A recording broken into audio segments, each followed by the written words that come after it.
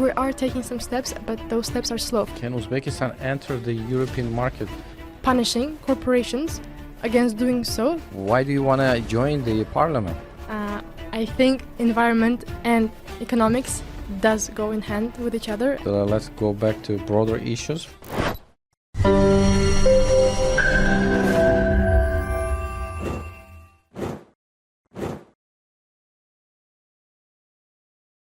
Hello from Tashkent. This is CPR Podcast. We are having another round of discussions with different candidates from different political parties. Today, our guest is Habiba Xidoyatova.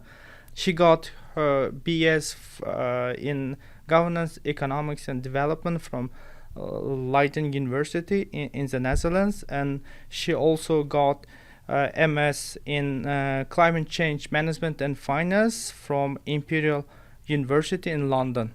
Welcome. Thank you. Thank you for your introduction. Thank you for coming. It's really exciting to talk to a candidate, a young candidate from a most progressive, I guess, political party in Uzbekistan, Ecological Party. Yeah, likewise. I'm happy that we're hosting such podcasts. First of all, the first things first. So, why have you decided to join the political party and overall elections? And why do you want to join the parliament? First of all, I'm very passionate about sustainability, about environmental matters, and that's another reason why. That's the main reason why I chose an eco party and why I want to be a member of it and why I want to represent their interests on the political arena. My specialization is also climate change management and finance, and unfortunately, there are not much choice in Uzbekistan where I can apply my skills, and I think this is the best place to start. So there I am.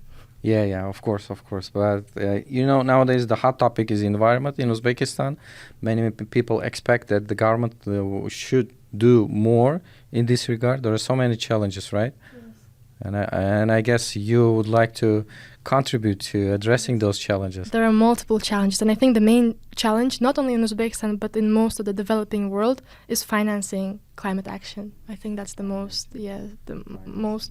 hottest issue today. Yes. It's a new issue, new trend, and not so many people really believe that really environmental policies can really help economic development, because there is a kind of perception that strict environmental policies really hinder the economic development, right? But I guess you have other views on in this regard. Yeah. What do you think about it? I think environment and economics does go in hand with each other, and an example of that is today's policies of other developed nations such as the UK, the Netherlands, the Germany is doing quite well, and the population is happy, their economy is not being hindered by it, and they're creating more jobs as a result. Yeah, as we all know that agriculture is a key sector of Uzbek economy, and you studied in the Netherlands, right? Despite the fact that Netherlands is a small country in terms of territory, but it's one of the biggest exporters of agricultural product, right? Like from your experience, what do you think? What kind of good lessons, practices we can adopt from the case of the Netherlands? Yes, that's a very interesting fact about the Netherlands. Despite being such a small nation, they're the second largest exporter after the US, and we know how large the US territory is, right? And yes, they are very impressive in regards of that. The newest thing that they're implementing is vertical farming, as we know of it. Not only are they saving space when it comes to agricultural farming, but also they're increasing the efficiency of their natural resources when it comes to producing new goods. And this is a very interesting element that we as well can learn from it and see what challenges they're doing, and maybe be able to step over those challenges, because we know that some other countries have already pioneered this. And also we know that in terms of their fertilizers, they use very efficient fertilizers, and they have also reformed their agricultural sector, mainly by educating farmers. It's very difficult to educate farmers because they tend to be very conservative, right? But if you equip them with necessary skills and tell them about new methodologies, maybe they'll be able to be more responsive to new ideas. Yeah, the interesting thing about Netherlands is that the country is surrounded by water. Yes. It's below sea levels. Yeah, but at the same time, one of the main priorities is saving water. It's really fascinating. They have a separate ministry for water. as we do, right? Yeah, but I think that at the same time, when I was in the Netherlands, it was very amazing experience for me in terms of the water saving management. I think their king is also passionate about water management, and despite the fact they're very close to water and sea, and they have problems with clean water, right? They have lots of like experience and this management when it comes to clean water. For example, we have also conducted this using drones in agriculture purposes, right? I think. Do you think like we can also adopt some good lessons from Netherlands? Definitely. Another one fun thing I'll tell you about their water is that when I came there as a student, my friends, they were putting a tap on, putting a glass and drinking tap water. I was shocked. I was like, what are you doing? This is tap water. But their tap water is very clean and they all drink from their tap water. And even if you buy regular water in the supermarkets, you only pay for the plastic. If plastic costs 25 cents, the bottle of water costs 25 cents. If you give it back to the machine, you receive 25 cents back because they use tap water to fill their water bottles. Wow. Well, but let's come back to our issues in Uzbekistan. There are so many challenges. Of course, the water usage, right? Yes. The smart way of using water, saving water, of course, so many challenges. With regards to the hot topics, so another issue is air quality, right, in Uzbekistan. So nowadays the concerns are rising that the quality of air is not getting any better. We can also witness some wind dust storms, right? Even in the capital city of Tashkent, right? We can see so many things going on. There are maybe many reasons for that, right? Yes. So what do you think? How can Ecological Party and you personally promote the solutions for these problems? Yes, thank you for your question. In order to create solutions, we have to first identify the sources of air pollution and then target those sources as a result, right?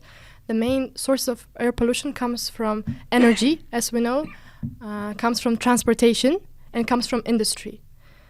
So we have to tackle all those three sectors in accordance with its own context. When it comes to transportation, I think there are already some proposals from the party because they want to transition to bicycles. They want to reduce the amount of cars on the road. Also, we're switching already, and we're doing quite well in terms of switching to electric cars, electric vehicles, right? When it comes to industry, we know that during the industrial processes, lots of waste gets emitted into the atmosphere. And so therefore, we have to target those industries in order to either minimize the amount of waste that goes into the air, minimize the toxins, yes, and we have to encourage them to do so. I'm against punishing corporations against doing so, but I'm for encouraging them and maybe explain them about the financial levies that they can receive if they, let's say, go sustainable and minimize the amount of CO2 that they release into the atmosphere. And the third sector was energy. So, of course, transitioning from fossil fuels to renewable sources of energy. Yeah, I think again this all goes to incentive, right? Yes. Like it depends, like basic economics. If we want to encourage this good quality of air, then we should probably take some measures which might be radical for us. For example, in some European countries, if you don't have electrical car EVs, you cannot go to the city center, right? Like you need to leave your car outside the city, and then only electrical cars can enter. Do you think this is also plausible or possible in I don't know, maybe in Tashkent, in certain part of Tashkent? Maybe. Yes, creation of a congestion tax. For instance, in the UK, if you take your car out from 9 a.m. to 6 p.m., you have to pay a congestion tax for being in the city center, but you don't pay it if you have an electric car. So if you have a combustible car, so a regular car, then you pay a tax. This could be one of the possible solutions, but unfortunately the share of renewable cars in Uzbekistan, in Tashkent alone, is still substantially low. And instead of maybe prohibiting them or maybe taxing them, maybe we can encourage use of public transportation and develop public transportation sector much more. I think like again like maybe like we are lagging behind in promoting, maybe like raising awareness among ordinary people, right? And maybe like these inhabitants of Tashkent do not know much about these EVs and how they are important in saving ecology. I don't know, maybe like air quality. But we also like there was a conference, and I attended in this conference. The French Development Agency was saying that on average, majority of Uzbek population are not aware of this severity of climate issue. Maybe like we should pay attention to education, or maybe like we should change curriculum at school, at university. So what's your take on that? Yes, I agree very much with you that education forms the entire generations. And yes, we do have to raise awareness about this. And unfortunately, the level of awareness in Uzbekistan currently is very low. For instance, in the UK and other European countries, it's very high. For instance, me, I'm an example, right? I studied, my degree is called Climate Change Management and Finance. There are no such degrees as of today in Uzbekistan. We don't have any specialists just yet that have been graduated from with such specializations, but I would say we are taking some steps, but those steps are slow. For instance, I work at Tashkent State University of Economics, and I teach actually a subject of green economics to students. I also teach environmental and natural resource economics. So yes, the promotion is happening there, but it's very limited, I would say. Maybe we should encourage students even more to take on such classes, or maybe create such courses, but why are such courses lacking in Uzbekistan? Are they compulsory nowadays, or? I'm not sure, honestly. I know that I teach, but I don't know if they're compulsory. I might assume yes, that they're compulsory. I don't think there's an elective system at the university. Yes, I don't think so. So I do think it's compulsory. But when we talk about education, we know that students are free to choose whatever subjects they want to study. But why do they choose specific subjects? Because they want to pursue their careers in this field. But if you study, let's say, climate, which career would you pursue in Uzbekistan? There are very little jobs available for you to be able to put in practice in Uzbekistan, right? But I guess whatever you choose, anyway, the environmental factor is always there. You can be an economist, you can be a lawyer, and other. So you can be anyone, but anyways, you have to know about all the intricacies, right, of environment, current trends and challenges. I think that is very important, right? Yes, but in Europe, there are already jobs specifically for graduates of climate sphere. For instance, if a company wants to transition to being sustainable, they have to know all the intricacies. They have to be able to measure the amount of CO2 that they release, to be able to reduce it without harming their profitability, and they need specialists in this field. For example, that focus on climate and finance. ESG and CSR, right? Yes, because there's demand, important. There are educational courses available in other countries, but unfortunately we do not have demand for that, and I would say therefore this is lacking. I think it's high time to change, maybe like go through our curriculums at school, at university, right? Uzbekistan is now conducting negotiations to be part of WTO. Like when our companies go to European market, they will come across with different this green regulations, right?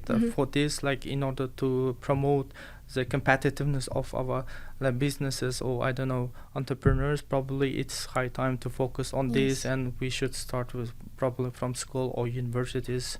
Of course, the education, the literacy in environmental sector, of course, the awareness raising, I guess, are very important, and there should be some kind of systemic approach so that each and every person in Uzbekistan is aware. Of course, there will always be naysayers. There are people who don't really accept the global warming, right? There are people who think the earth is flat, Of course, there is always a certain amount of people who don't believe in the global warming overall. But I guess if we achieve that, the majority will know the real situation in the environmental sector, they will really realize and try to follow all the principles, rules, and approach to conserve the safe environment, right? Yes, I agree. Yes. There's this thing again, like when we conduct this kind of change, but the main question again goes to implementation, right? Like accountability, right? Monitoring how they are implemented.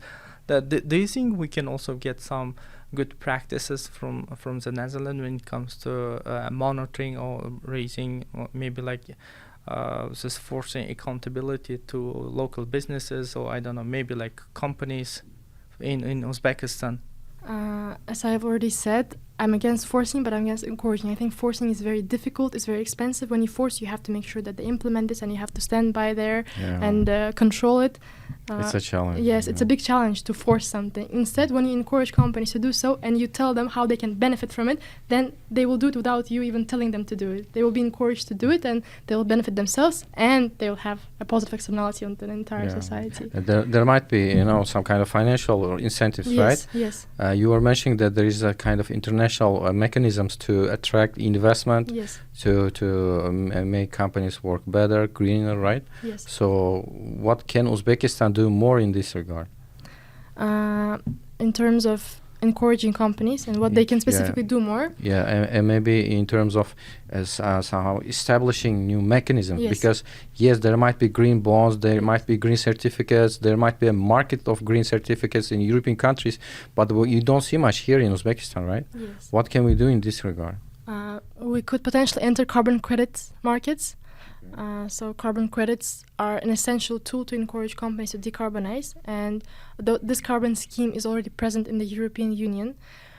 And what it mainly does, the main function of it, let's say the European Union says that in 2025, I'm naming a random number, you're only allowed to emit 15 gigatons of CO2. They set a cap. In order to make sure that this cap is put into practice and we actually reach this goal, they allocate, let's say, limits for each company. They say company A is allowed to emit this year only 10 gigatons, company B is allowed to also emit 10 gigatons, company C also 10 gigatons. So they set a cap. Let's say company A currently is performing at 20 gigatons, and it's very difficult for them to limit their CO2 emissions to 10 gigatons, but they only do it for 15 gigatons. And company B, they do very well, and they, let's say, only emit 5 gigatons out of the allowed 10. So company B would be able to sell this 5 gigaton carbon credit to another company. So they're actually they're actually benefiting from being ecologically friendly. They're benefiting from being sustainable because they can sell this credit to another company that would need to compensate for their emissions. Okay, but can Uzbekistan enter the European market, or maybe what should be done here in order for companies to earn the money? There are many funds that purchase those carbon credits from other countries. For example, Indonesia they create lots of carbon credits because they have large forests. But Uzbekistan also, if we go through Uzbekistan 2030 strategy, the fourth principle in terms regarding saving water and targeting environmental issues, it has been said that we're planning to plant, I'm not sure about the exact numbers, over 200 million gigatons of forestry. I might be wrong about numbers, but I know that they're allocating lots of land to plant new trees to protect current forest areas. We can monetize those forest areas. We are building new solar plants, wind plants, right? Yes, we can, because we're absorbing CO2 by planting those forests. We can create carbon credits, which we can sell to companies that are already being affected by European legislations. Okay. But recently the hydropower, Uzbek hydropower company, major company that generates electricity through dams, hydropower. They did really publish the green certificates, and they were trying to sell it, but as far as I've heard, they're not quite successful, because I guess there is issue of assurances as well, because one thing that you can really announce that you saved certain carbon emissions, but the other thing is to make sure that companies, why would they buy if they don't really know what's going on actually? Yes, that's a very good issue, and verifiability and credibility of the carbon credits that you create is a big matter. There are currently in the world three largest companies that verify the carbon credits that companies create. The largest one is Vera, VCS, Verified Carbon Standard, and they would be able to come in to, let's say, Uzbek companies, verify the credibility of their carbon credits. Once they verify, they're free to enter the international markets, the carbon markets. and actually profit from being sustainable. And we don't see them now, right, in Uzbekistan? No, I actually wrote my dissertation about carbon credits and limitations in terms of because I've heard many companies are being interested because, there are companies that are using coal, for example. Yes. There are the other companies that are interested in maybe changing their way of production, maybe so there might be some incentives, there might be some investments as well, right? Yes. For them to change, or even those companies who are producing the electricity through solar and wind power also, they are also willing, but we don't see that those activities here in Uzbekistan. Also, energy efficiency activities can also benefit from generating carbon credits because you limit the amount of energy, right? If you limit the amount of energy, you also limit the amount of CO2 that gets released. So you can also create a carbon credit from that and be able to trade that. Oh, this is very interesting. For example, in your previous argument, you said that you're against forcing this kind of projects, implementation of those projects.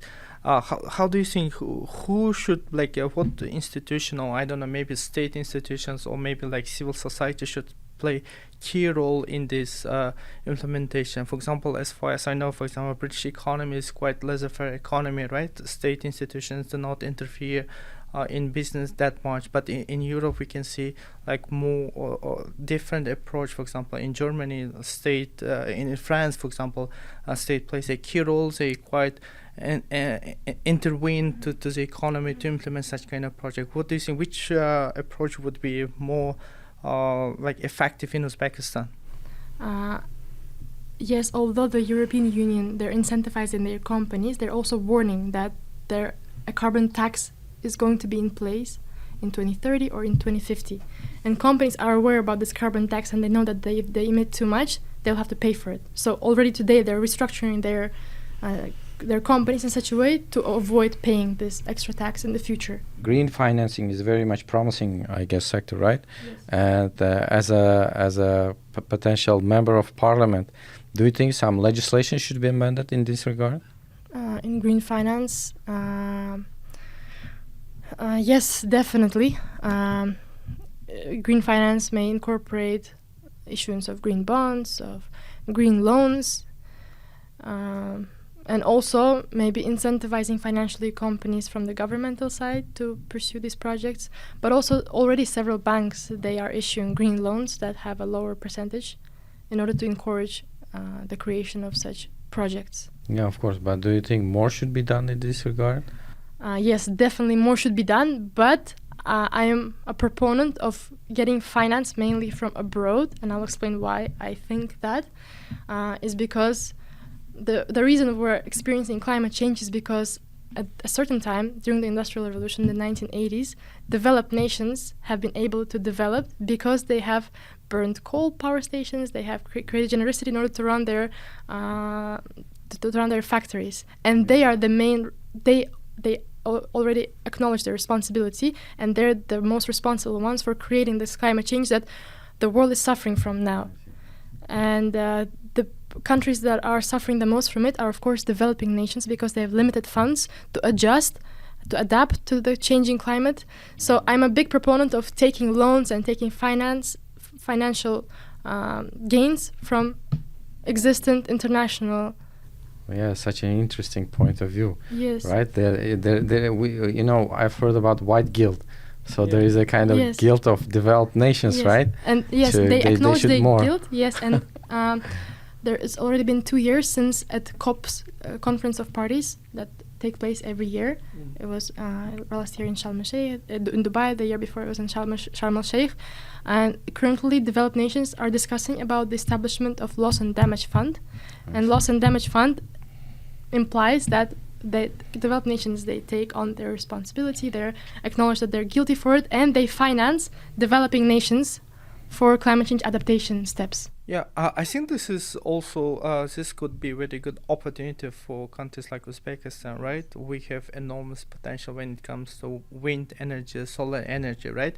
I read one paper that, for example, Caspian Basin is considered one of the best area for generating this green electricity, but Uzbekistan has better potential than all countries in the Caspian Sea. And at the same time, as far as I know, European, for example, institutions do not finance, for example, carbon projects, right? But for Uzbekistan now we have a trend, like we are like trying to diversify our energy, and we are building new solar panels, electricity, like to generate green electricity. Maybe like, do you think like we can also get more, like attract more investment from European countries when it comes to green energy Definitely, development? yes. I think there are lots of funds, international funds that are being opened, also corporate funds that loan money, but at a very low percentage.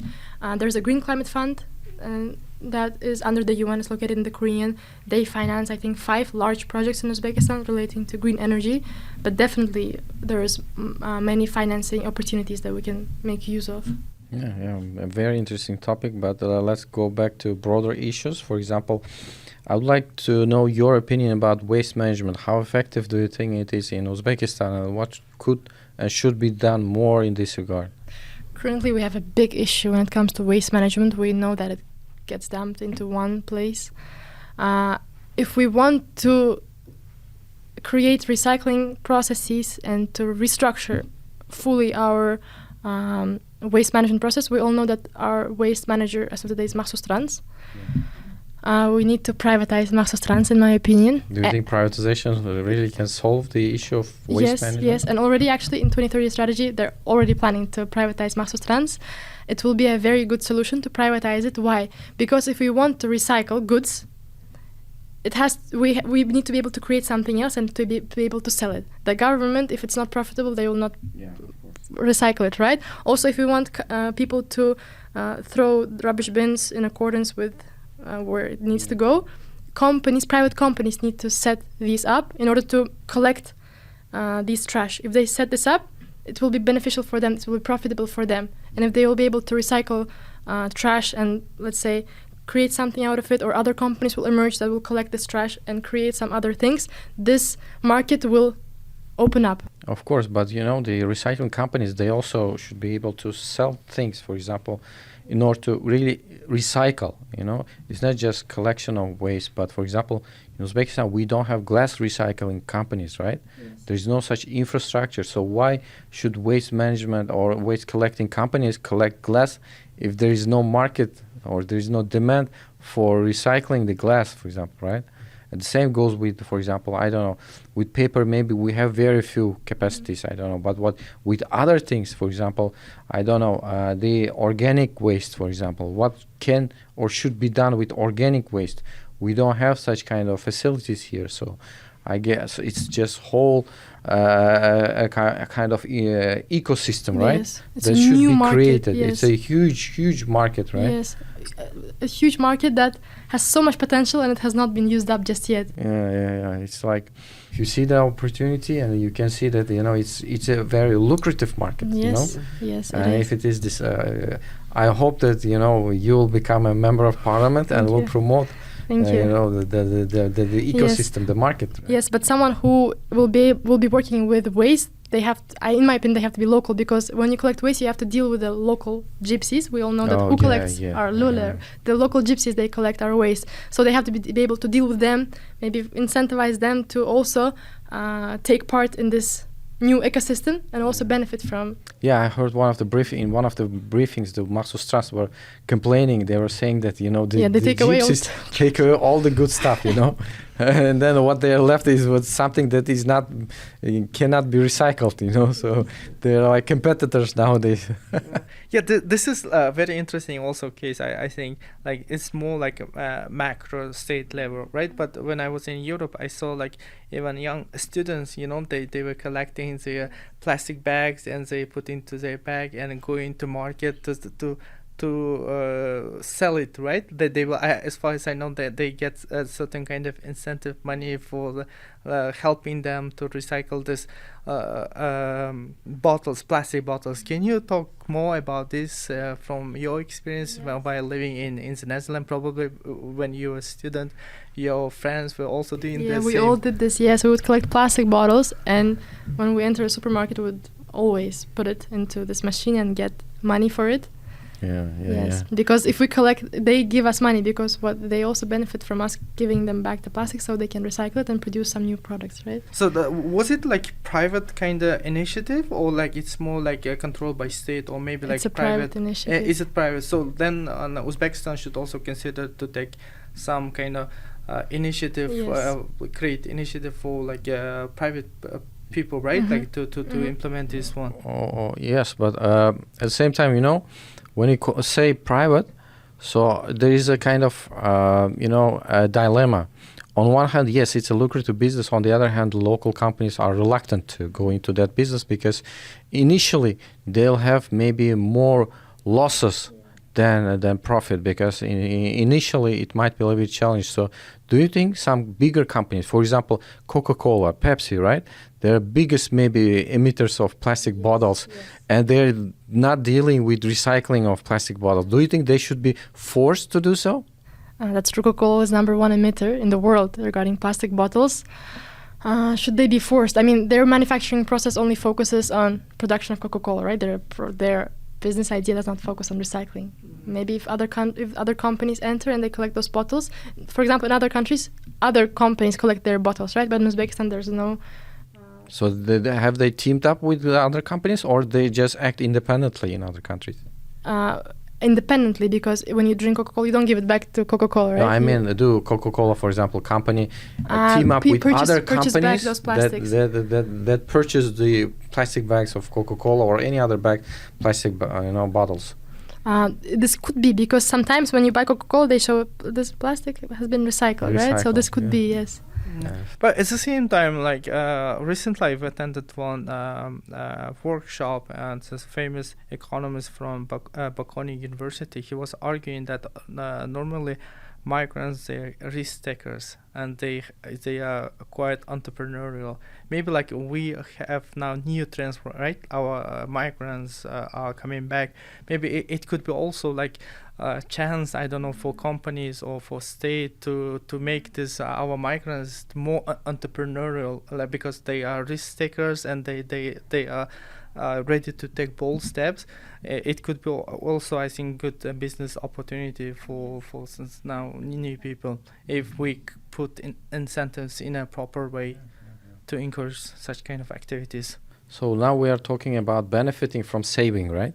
So I guess you're an expert in this regard. So do you think that maybe farms and agriculture can benefit financially from saving water? Yes, definitely. I do think that you can benefit from saving water by saving natural resources, by saving the amount of input that you put and produce the same amount of output. You can definitely. Yeah, but water is free, in Uzbekistan. There is no water market actually in Uzbekistan. I mean, in order to create a water market, water should be privatized, right? But it's a very sensitive matter about privatizing water, so it's much more challenging to deal with water rather than with waste or air pollution. So maybe it might be the same as with carbon emissions. Maybe government should place some limits in using water and maybe reward financially if the company saves water, and maybe punish more when the companies, farms, I don't know, bigger territories use more water than it was allocated to them. Yes, this would be an excellent solution, but for that, huge restructurization should take place in order to be able to measure the amount of water that goes into agricultural or corporate uses. But this would be an excellent solution because it would save us much more water. And one interesting thing, yes, it will negatively maybe impact the governmental budget, but we should always remember that the cost of inaction is much higher than dealing with the consequences. Yes, of course. And there is another question. For example, if we create a kind of market for water, there are some areas where farmers use excessive water. For example, in Karkal, Pakistan, in Khorizm, if you go during the springtime, you'll see the areas look like a Venice. Mm-hmm. You are on a road, and on both sides you see lands full of water, because they need to to desalinate the soil. They use excessive water.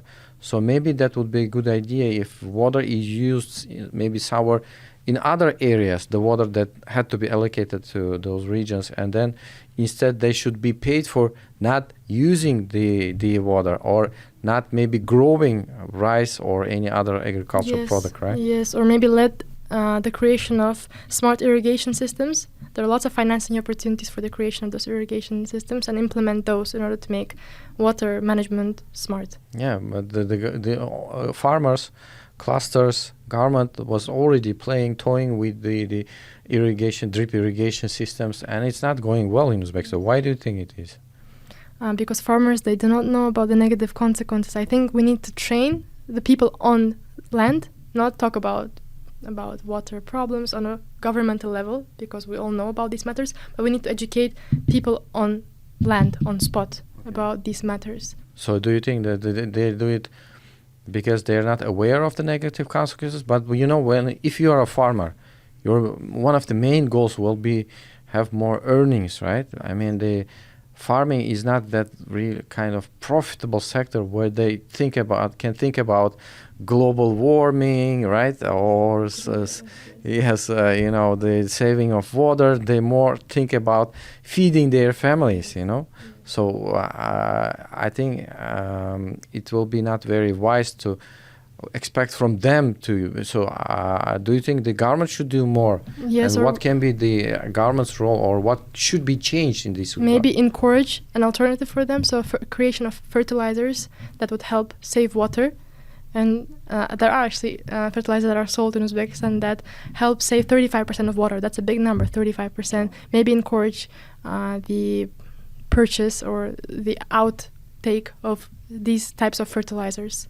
Yeah, maybe production, or we can encourage production of those kind of fertilizers, right? Yes. As far as I know, those types of fertilizers, yes, and sell them in our local market. Many companies are buying fertilizers from Russia or even Netherlands, the Yara and other companies. Yeah, maybe create subsidies for fertilizer companies that target this issue in Uzbekistan. Yeah, maybe incentivize, those kind of things.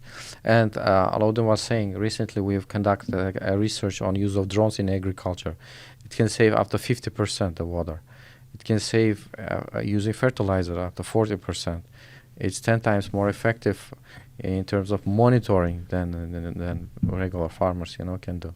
So maybe those kind of smart technologies, right, could also be used in this regard. Yes, definitely.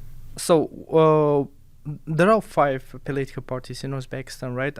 And each party is trying to include green economy to their agenda.